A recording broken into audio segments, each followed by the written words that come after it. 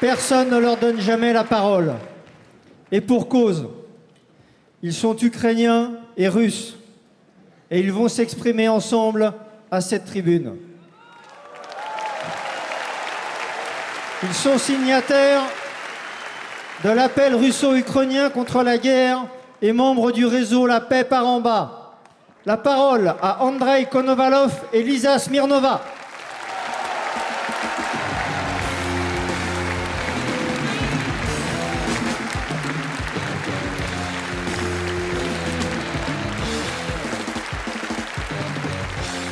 Bonjour à tous ceux qui sont présents aujourd'hui. Je voudrais remercier pour ces mots très inspirants que vient de prononcer la personne qui nous a précédés. Et on voit la situation en Ukraine et les parallèles avec l'hypocrisie et ce qui se passe avec les gouvernements des deux pays. J'ai quitté l'Ukraine un an avant l'invasion de la Russie. Et j'ai été forcée à fuir à cause des persécutions politiques par mon propre gouvernement. Ça a commencé lorsque j'ai détruit le drapeau d'une organisation qui s'appelle l'armée insurrectionnelle ukrainienne. Ce sont des collaborateurs nazis qui sont responsables de la mort de plus de 100 000 civils polonais et juifs pendant la Seconde Guerre mondiale et dont le drapeau est aujourd'hui au centre de la place centrale de ma ville. Et ensuite, j'ai été poursuivie et menacée de 4 ans en prison. Et lorsque les radicaux de droite ont commencé à se présenter devant la maison de ma famille en me cherchant, pour protéger ma famille et ceux que j'aime, j'ai fui et j'ai utilisé mes études de master comme une façon de quitter le pays. Je suis orphelin depuis l'âge de 9 ans. J'ai été élevée par ma grand-mère âgée. Et aujourd'hui, je suis séparée de ma famille comme beaucoup d'Ukrainiens. Et comme je ne voulais pas participer à la guerre, aujourd'hui, je ne peux pas retourner dans mon propre pays et je me demande quand est-ce que je reverrai ma grand-mère ou le reste des membres de ma famille. Et pourtant, je considère que j'ai de la chance quelque part. J'ai beaucoup de chance. J'aurais pu, comme de nombreux de mes amis ukrainiens, passer des mois cachée dans mon appartement, terrifiée de devoir risquer ma vie et en prenant la vie et de me défendre en prenant la vie des autres. Ou comme un de mes amis, j'aurais pu passer 2 semaines à traverser les montagnes des Carpates pour essayer d'atteindre la frontière ukrainienne, me cachant des drones, des chiens, me cachant des soldats de mon propre pays qui avaient l'ordre de tirer sur leurs compatriotes qui essayaient de fuir. Ou bien j'aurais pu être l'un de ces 46 cadavres que l'on a extraits d'une rivière avec la Roumanie, la Tisa, qui, pour de nombreux Ukrainiens, est devenue le cercueil, la ligne qui les séparait des droits auxquels ils avaient droit. Selon le ministre de la Défense ukrainien, à peu près 3/4 des soldats qui se battent sur la ligne de front ont été mobilisés. Ils ne sont pas allés là-bas de leur propre volonté. Et comme le dit le commissaire des droits humains le même mois, la torture, la strangulation et les coups ont été utilisés par les officiers recruteurs, car cela fait partie du processus de mobilisation. Les méthodes utilisées pour la mobilisation entraînent en fait des incidents surréalistes.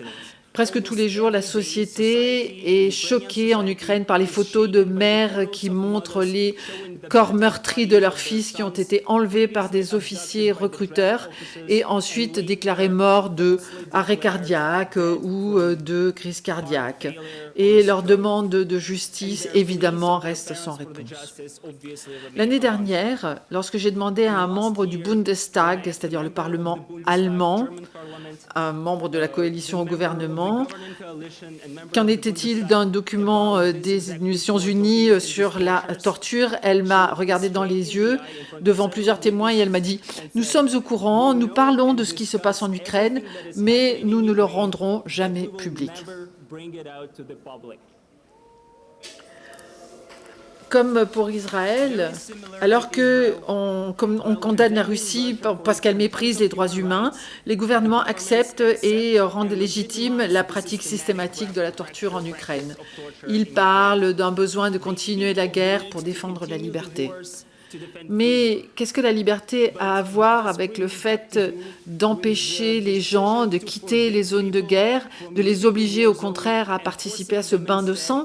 On parle de protéger notre avenir, mais qu'est-ce qui peut être plus dangereux pour l'avenir que de rendre normale la déshumanisation de populations entières et d'agiter la menace d'une guerre nucléaire en plaisantant?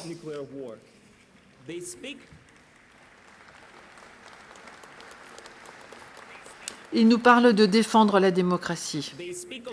Mais quelle plus grande trahison de la démocratie que d'abolir le droit des populations à se défendre avec des décisions arbitraires de l'État, des élections démocratiques. Et qu'est-ce qui pourrait menacer plus la démocratie que de nier les droits fondamentaux tels que le droit à la sécurité et le droit à refuser de tuer son prochain?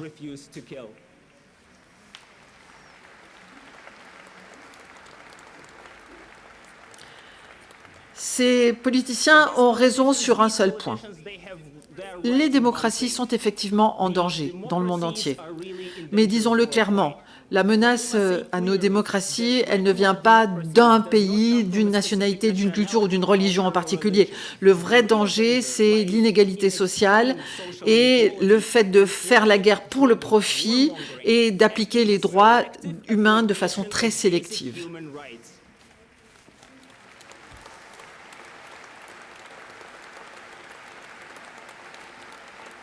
Et la seule façon de s'élever et de se défendre contre ce danger, c'est de rejeter la division, d'arrêter de dire que des pays entiers sont nos ennemis, et il faut au contraire demander de revenir à un dialogue réaliste, à des compromis et on partage des inquiétudes pour la sécurité, des contreparties, des solutions qui permettent, des solutions qui aideront à stopper l'avancée des forces d'extrême droite en Russie, en Ukraine, en Israël, aux États-Unis et en Europe. La démocratie est vraiment en danger dans le monde entier et seule une politique basée sur le rejet d'une politique basée sur la confrontation pourra priver les radicaux de leurs appuis, pourra protéger les démocraties et faire de notre monde un monde plus juste et que ce ne soit plus qu'une promesse, pas juste une promesse. Et c'est pour ça que je voudrais exprimer à tous ma gratitude aux organisateurs de ces événements et de tous ceux qui sont venus aujourd'hui, car réunir des organisations et des partis et des acteurs qui défendent les droits humains et dans l'intérêt d'une société plus large, nous distingue justement des égoïstes nationaux et nous aide à trouver une voie pour nous éloigner de la crise de sécurité actuelle. Notre organisation, l'Alliance de la gauche post-soviétique, va rassembler des objecteurs de conscience et des exilés politiques de Russie et d'Ukraine qui restent en contact avec des réseaux souterrains et des groupes persécutés pour s'être opposés à la guerre des deux côtés de la frontière.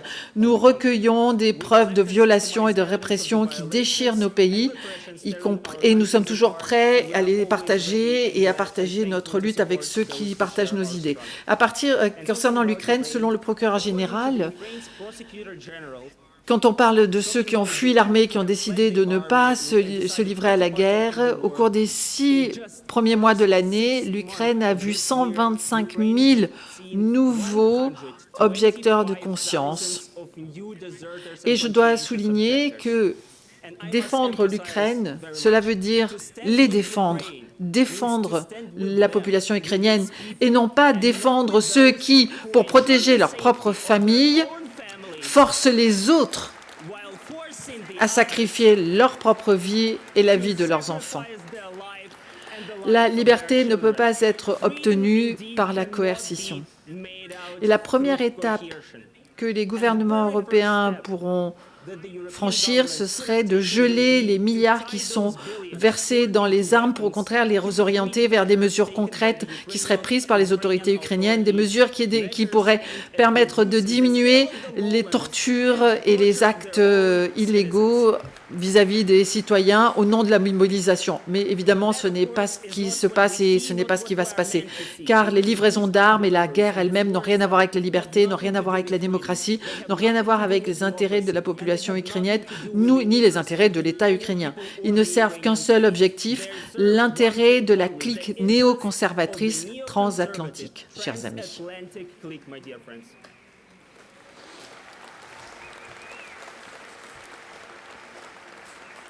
Enfin, Lorsqu'ils prétendent que soutenir la guerre, ou toutes les guerres d'ailleurs, c'est défendre les Européens et leurs droits, je voudrais le dire très clairement. Il n'y a pas un seul citoyen européen qui peut avoir confiance dans ses droits et dans les droits humains et les droits démocratiques si les droits démocratiques ne s'appliquent pas à tout le monde. Et personne ne sera totalement en sécurité tant que la sécurité ne sera pas garantie pour tous. Merci beaucoup.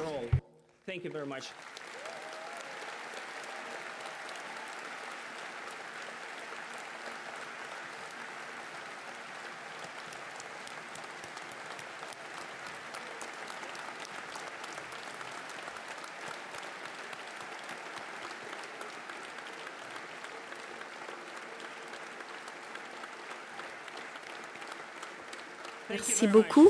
Et veuillez accueillir mon amie, une exilée politique de Russie, Lisa Smernova.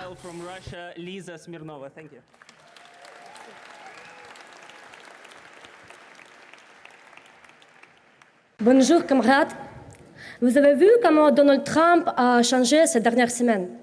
Il a promis de signer un accord et d'établir la paix. Et maintenant, il appelle la Russie un tigre de papier et envoie des sous-marins nucléaires près de ses côtes. Son ministre de la guerre dit à ses généraux « Nous nous préparons à la guerre et nous nous préparons à la victoire ». Donc, la stratégie de l'accord a échoué. C'est-à-dire la paix cynique et impérialiste entre les grandes puissances au détriment des peuples n'a pas fonctionné.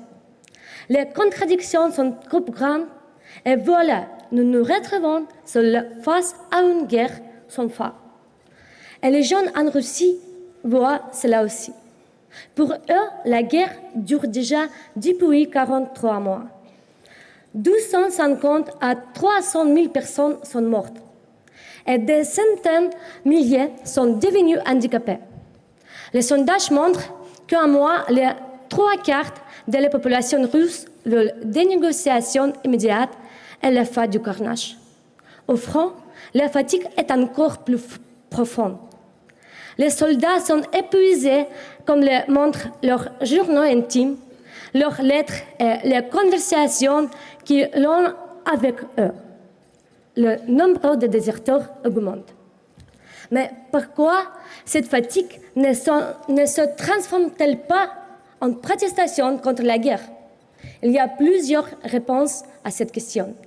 La première, c'est que les autorités russes ont perfectionné les techniques néolibérales. Maintenant, les pauvres signent des contrats avec l'armée qui ne peuvent pas être résiliés et qui les transforment pratiquement en esclaves pour de l'argent. Pour la mort d'un soldat, sa famille reçoit plus que le salaire de toute une vie d'un ouvrier.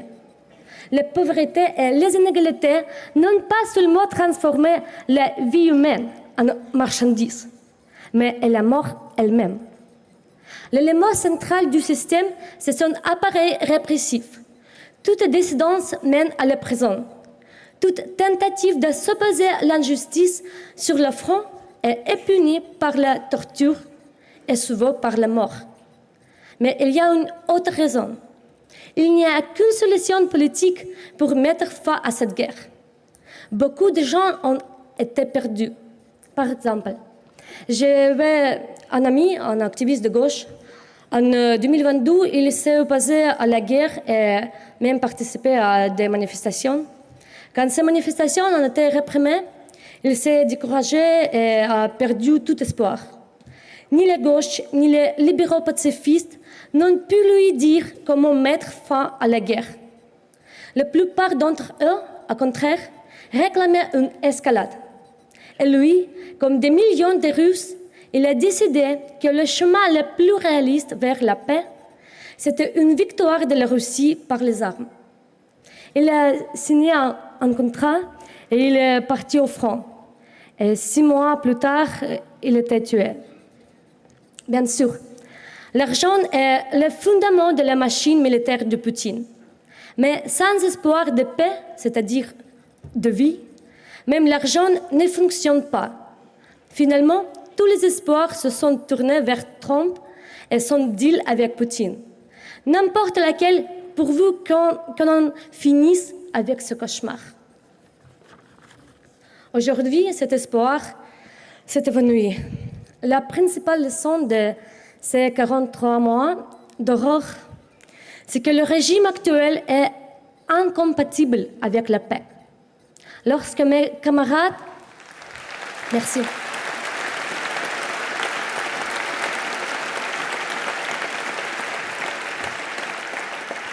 Lorsque mes camarades et moi avons participé aux manifestations contre la guerre au début du conflit, nous étions nombreux, surtout à Moscou, mais il s'agissait principalement de la classe moyenne instruite. Il n'y avait là presque personne de ceux qui payent aujourd'hui le prix fort de cette guerre. Et la plupart des gens nous regardaient avec méfiance. Pour eux, nous étions l'élite privilégiée. Les gens craignent que les politiciens pro-occidentaux ne s'entendent encore avec l'Occident sur le dos des Russes ordinaires, comme dans les années 90. Lorsque la contestation a été réprimée, près d'1 million d'opposants à la guerre ont quitté le pays. Moscou, qui était la ville la plus opposée au régime, est devenue la plus loyale. Aujourd'hui, le mécontentement s'accumule dans les régions pauvres, parmi les classes ouvrières. Mais ni l'opposition libérale, ni les politiciens occidentaux ne discutent avec ces gens. Les unes comme les autres veulent la guerre jusqu'à la victoire, celle de l'Ukraine et de l'Occident. Toujours plus de buts, plus de missiles. C'est comme si Poutine proposait la victoire et l'Occident la défaite. Il n'y aurait pas d'autre option. Je sais que beaucoup d'entre vous ont été qualifiés d'idiotes utiles de Poutine lorsque vous vous êtes opposés à la militarisation de vos pays. Après tout, les classes dirigeantes ici, en Occident, se comportent presque comme l'oligarchie russe. Elle appelle à se serrer la ceinture. Pour vaincre...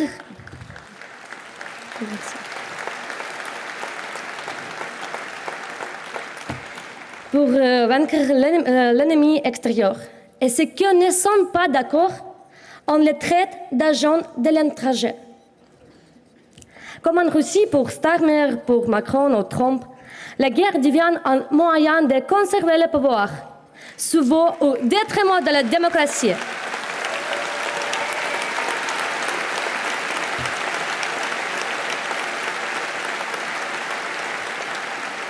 Mais Poutine ne craint pas une défaite militaire.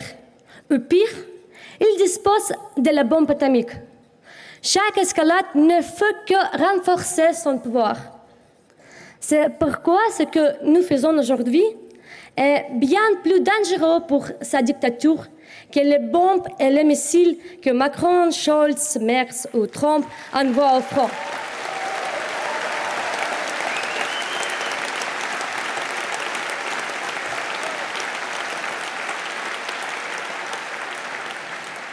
Nous voulons offrir à nos peuples ce que leurs dirigeants leur refusent, la paix.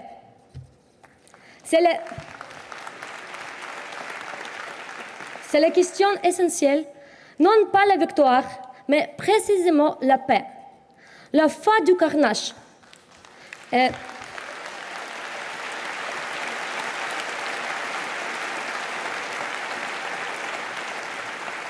c'est ce que pense la majorité des Russes, surtout dans les tranchées. Ce monde ne doit pas être régi par des conditions abstraites, ni par des frontières tracées par des politiciens et des fonctionnaires, ni par des fantasmes nationaux ou impériaux.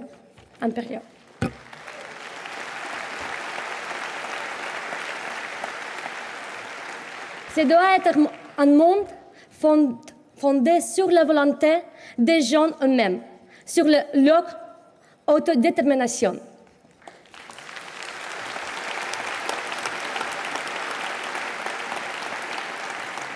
L'autodétermination, ce n'est pas simplement des référendums pour déterminer à quel État appartient un territoire. L'autodétermination, c'est le retour du destin collectif entre les mains des peuples eux-mêmes.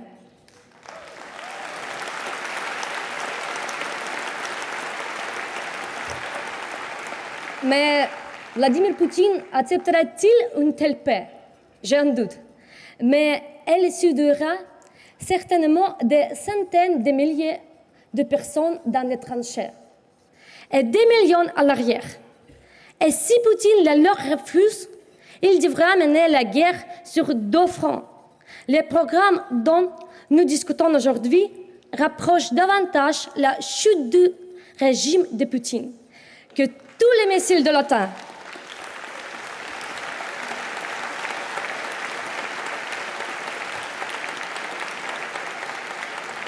Mais c'est impossible de proposer une plateforme anti-guerre démocratique au fort depuis l'intérieur de la Russie.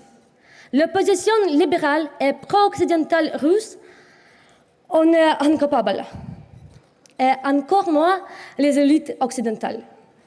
Seules les forces de gauche et anti-impérialistes peuvent le faire.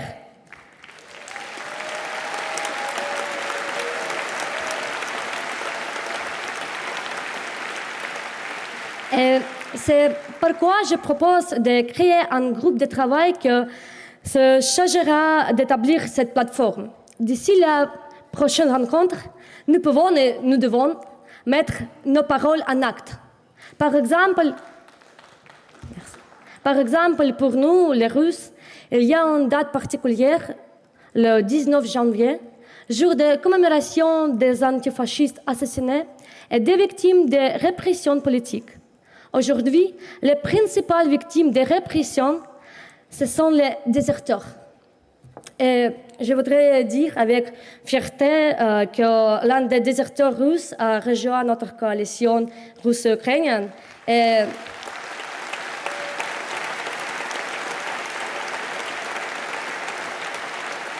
il est aujourd'hui avec nous ici, c'est Ilya Zaripov.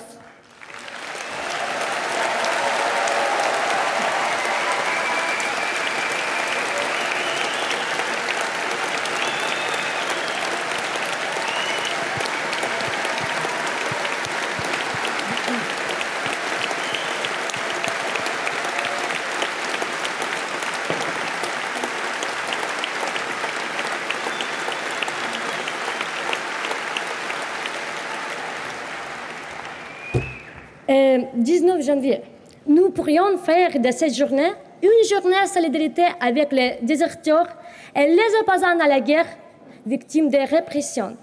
La solidarité avec eux serait une contribution concrète à l'événement de changement en Russie. Seuls ces changements seront porteurs d'une paix véritable. Merci beaucoup.